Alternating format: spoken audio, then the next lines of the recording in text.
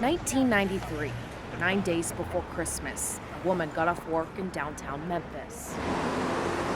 She was near the Peabody when a tourist caught her attention.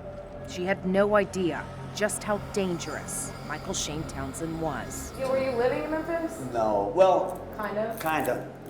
Cash Hotel. Townsend says his memory is a little foggy.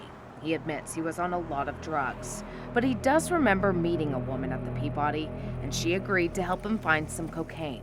We ended up riding around, getting high, whatever. They later drove to a wooded area. My intentions are not to hurt no one. Those are not my intentions. I didn't want to kill anyone. But he says he couldn't control himself. Look, we started fooling around, you know what I mean? And next thing you know, and I'd snap. Townsend doesn't know what triggered him. I might even hit her once or twice. He just knows what he did.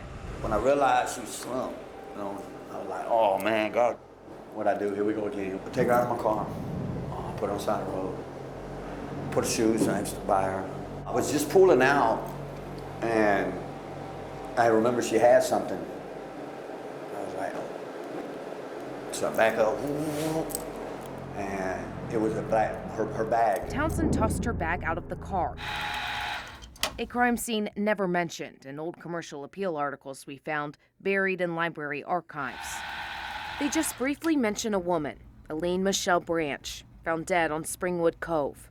She was 27 years old. Lachelle Vester is her youngest child. I remember my grandma getting the call and, my granddad going to see what was going on, and then they're coming back and telling us what happened. Vester was 8 years old at the time. I can remember crying, and my grandma was like, it's going to be okay. Vester went decades without answers until Townsend sat down with authorities at his Florida prison and finally confessed to Branch's murder and many more across the Southeast. They reached out to us to let us know this information to see if we would want to interview him, and of course we did. Detectives with MPD's cold case unit immediately went to talk to Townsend. He gave a lot of details that only the killer would know.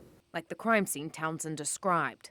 MPD immediately notified Vester, who is thankful for answers, but having trouble grasping it all. He didn't have a reason to why. He just did it. How does that make you feel? Terrible. I'm like, you took someone's life, but why? You don't have a reason to.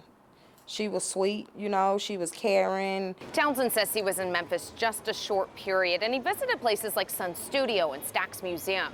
He says he also frequented bars here on Beale Street.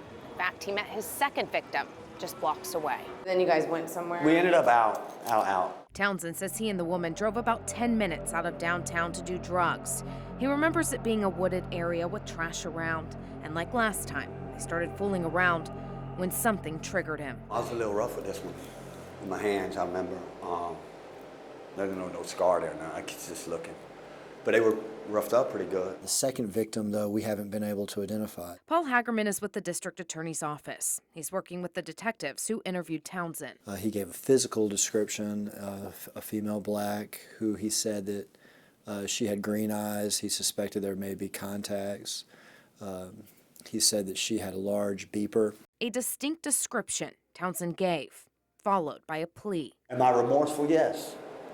You know what I mean? I don't think people don't deserve that. Anything that you would want to say to him? No. No good words, though, no. And there's nothing I can do. I know these people been living with why for years. I can't explain why.